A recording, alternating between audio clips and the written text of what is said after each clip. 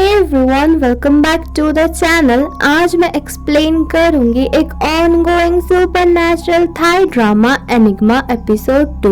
और मेरा ना थोड़ा सा गला खराब है तो थोड़ा सा आपको एडजस्ट करना पड़ेगा। तो चलिए शुरू करते हैं। फाप ने मदर को कॉल करती है और बोलती है स्टडी के लिए मुझे एक फ्रेंड के साथ रहना होगा। उसकी मॉम परमिशन दे देती है। वो अजिन के साथ उसके घर में शिफ्ट हो जाती है। अजिन उसे अपने रूम में ही रहने के लिए जगह देता है। बोलता है हाफ पोर्शन तुम्हारा और हाफ मेरा रहेगा।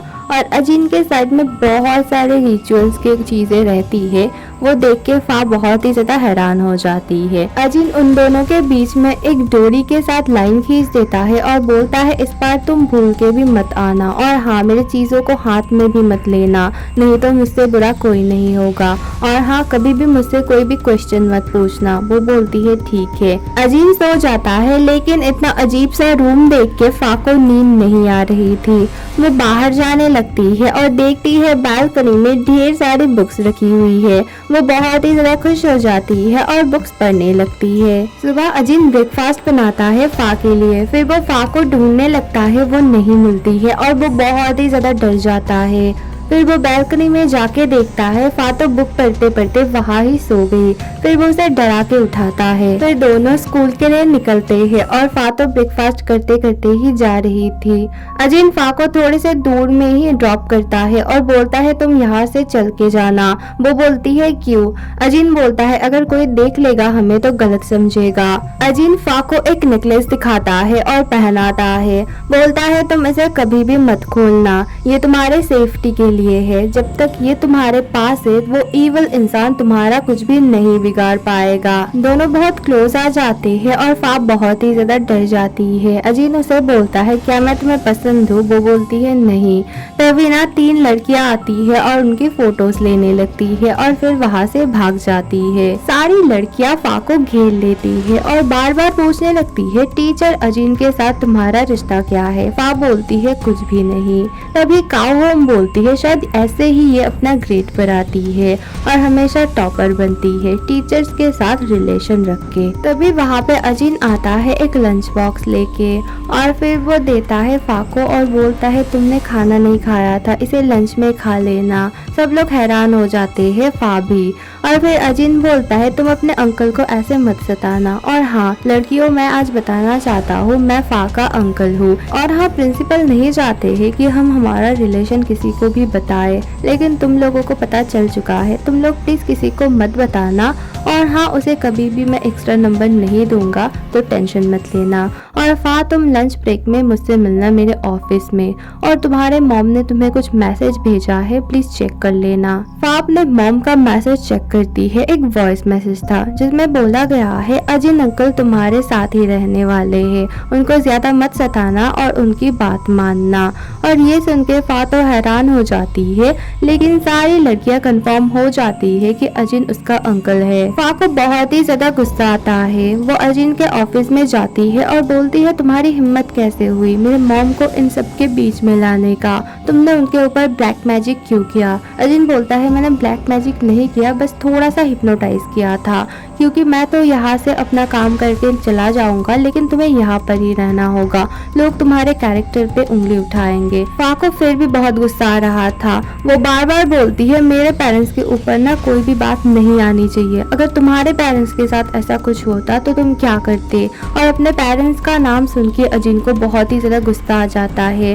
वो फा के ऊपर बहुत ही ज्यादा भड़क जाता है और बोलता है मैंने तुम्हें बार बार बोला है ना कि मुझसे कोई भी क्वेश्चन मत पूछना, अगली बार अगर कोई भी क्वेश्चन तुमने पूछा तो मैं तुम्हें छोड़ने वाला नहीं। फा बहुत ही ज्यादा डर जाती है। फिर अजिन बोलता है अच्छा छोड़ो, चलो काम की बात करते हैं। तो यहाँ पे ना मैंने एक लिस्ट निकाला है टॉपर्स की। यहाँ पे सारी लड़कियों का नाम है, तुम इन पे ना अच्छे से नजर रखना और देखो नेक्स्ट विक्टिम तुम्हारा कौन है। वो देखती है नामशा नाम की एक लड़की है। अजिन बोलता है अभी मैं क्लास में जा रहा हूँ, तुम ना क्लास के बाद यहाँ पर ही रुकना, मैं और तुम फिर छानबीन करेंगे सब लोग घर जाने के बाद। और फा तुम एक विक्टिम रह चुकी हो तो तुम्हें बहुत सारे इल्यूशन होने वाले हैं, वो तुम्हें ऐसे नहीं छोड़ने वाला। तुम्हें ना समझ में भी नहीं आएगा लगेगा कि क्या ये रियल है या फिर इल्यूशन है। तुम्हें बहुत ज्यादा चौकन्ना रहना पड़ेगा और मैं हमेशा तुम्हारे साथ में हूँ। फा को याद आता है कि वो और नामशाई पहले बहुत अच्छे दोस्त थे और वो वीडियोस जो वो बनाया करती थी उसमें वो और नामशाई हुआ करते थे। नामशाई को दिखाया जाता है वो बहुत देर तक स्टडी कर रही थी और वो भी एक टॉपर थी। वहाँ पे उसकी दोस्त आती है और बोलती है अभी हमें घर जाना होगा, बहुत ज़्यादा लेट हो चुका है। फा उन्हें चुपके से देख रही थी। फा वहाँ से हट जाती है। तभी फा की तबीयत बहुत खराब होने लगती है। उसके मुंह से खून निकलना स्टार्ट होता है और ऐसा लग रहा था कि उसने ना ब्रोकन ग्लास खा लिया था। वो एक के बाद एक निकाल रही थी और बहुत ही ज्यादा उसे दर्द हो रहा था। तभी पीछे से नामशाई आती है और बोलती है फा क्या तुम ठीक हो, तुम्हें क्या हुआ है। और फिर पीछे से ना उसके ढेर सारे हाथ आते हैं और उसे जकड़ लेते हैं। नामशाई बहुत ही ज्यादा डर जाती है और चिल्लाने लगती है फा प्लीज मुझे बचा लो। और कोई ना उसे ब्रोकन ग्लास से मारने की कोशिश करता है। असल में ये सब फा का एक सपना था। वो बहुत ही ज्यादा डर जाती है। तभी अजीन उसे कॉल करता है और बोलता है काम के वक्त ना ऐसे सोया मत करो और वैसे तुम डरो मत, वो बस तुम्हारी इल्यूशंस है। और हाँ तुम अपना काम करो, मैं तुम्हारे साथ ही हूँ, आसपास हो। अजीन के पास एक डिवाइस था जो ना ईवल चीजों को डिटेक्ट कर लेता था। तो अजीन को ना एक बहुत ही अजीब सा डॉल मिलता है और सब कुछ बहुत ही ज्यादा अबनॉर्मल हो जाता है।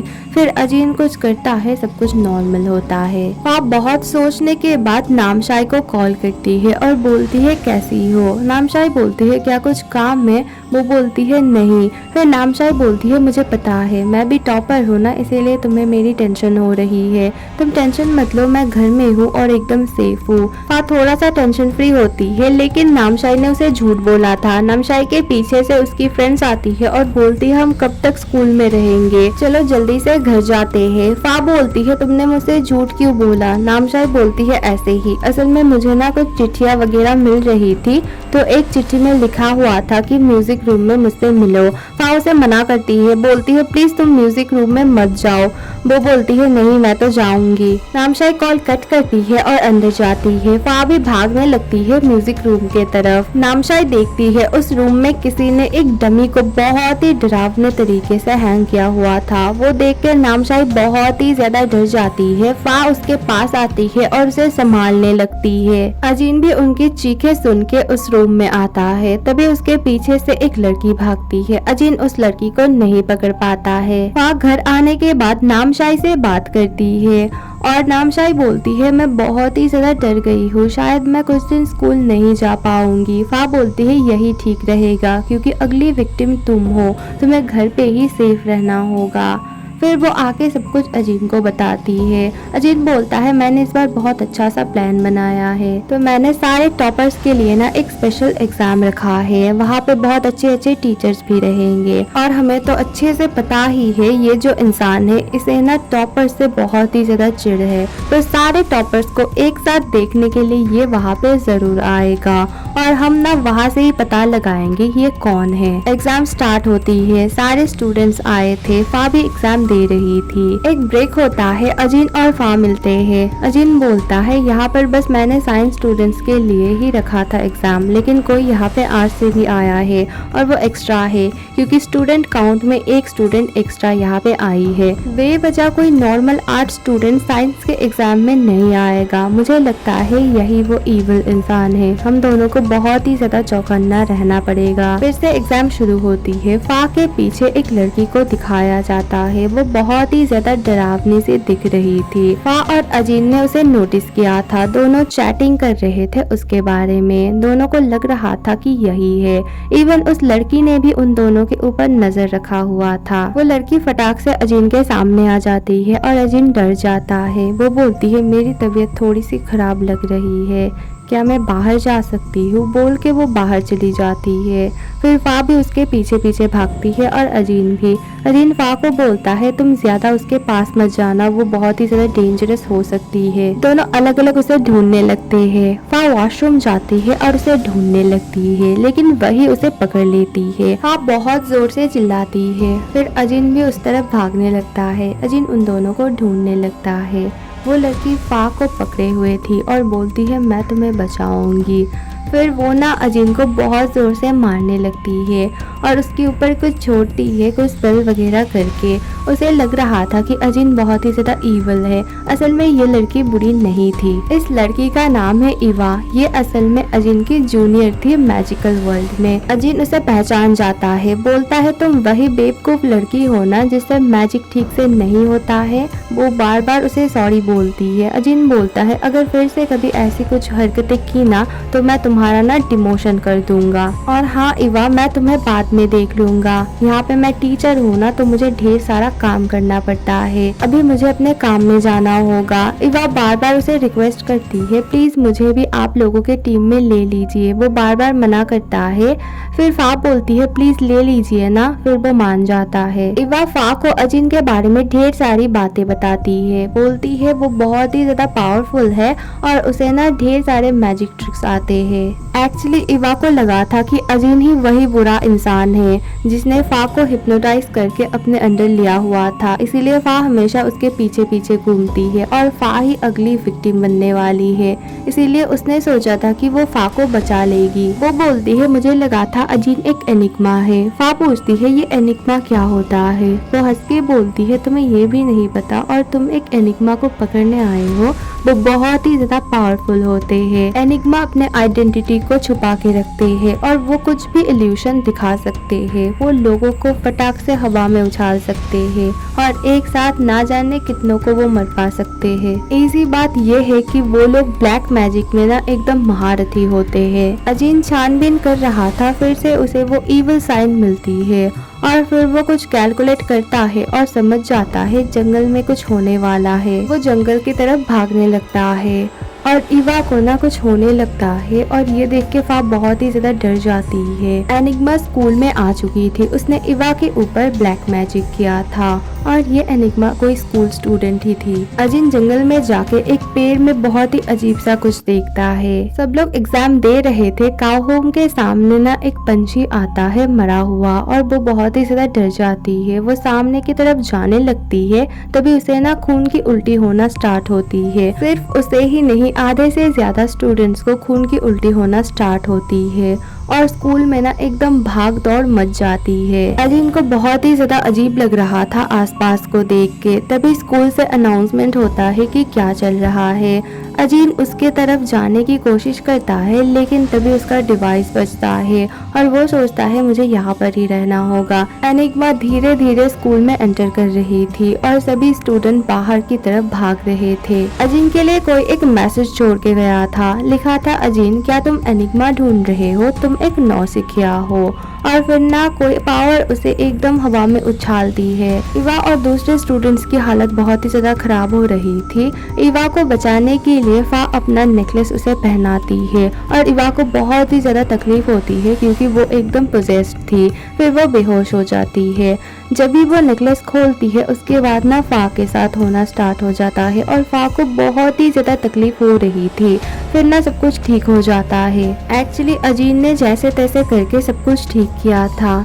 फा बाहर जाती है और देखती है एनिग्मा जा रही थी। वो पीछे पीछे जाने लगती है। अजीन फा को कॉल करता है और बोलता है तुम अभी जहाँ पर भी हो वहाँ पर रहो, मैं अभी आ रहा हूँ तुम्हारे पास। वो बोलती है नहीं, मुझे वो मिल चुकी है।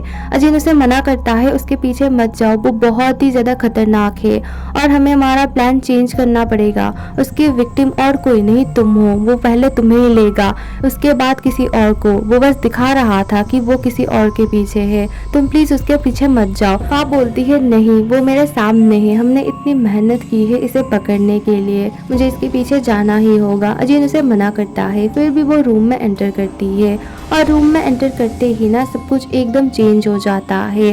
फा बहुत ही ज्यादा डर जाती है। अजीन बोलता है तुम कॉल मत काटो, क्या हो रहा है मुझे बोलो। फा बोलती है ये रूम बहुत ही अजीब है, क्या मैं टेलीपोर्ट हो चुकी हूँ। वो बोलता है नहीं, तुम एक रूम में ही हो, स्कूल का कोई नॉर्मल रूम है, फिर भी तुम्हें ऐसा लग रहा है क्योंकि तुम्हें वो इल्यूशन दिखा रहा है शायद। वो बोलता है क्या कोई और है। वो बोलती है नहीं, मैं अकेली हूँ। अजीन बोलता है नहीं, वो तुम्हारे आसपास ही है, तुम्हें बहुत ही ज्यादा चौकन्ना रहना होगा और तुम्हें बहुत ही ज़्यादा कूल रहना होगा। ज़्यादा तुम हाइपर मत होना या फिर पैनिक भी मत करना। रियलिटी में फा एक नॉर्मल स्कूल के रूम में ही थी, लेकिन उसे लग रहा था कि वो कहीं और पर है और उसके पीछे सच में एनिग्मा खड़ी हुई थी, लेकिन उसे नहीं दिख रहा था। और फिर ना एनिग्मा उसकी तरफ आती है और वो समझ पा रही थी सच में कोई है। एनिग्मा को दिखाया जाता है वो और कोई नहीं नामशाई थी और वो बहुत ही अजीब तरीके से हंसती है और अपने फेस पे मास्क लगाती है। एपिसोड 2 यहीं पे खत्म होती है। नेक्स्ट एपिसोड नेक्स्ट वीक आएगी, थोड़ा सा वेट करना। Thank you for watching, bye.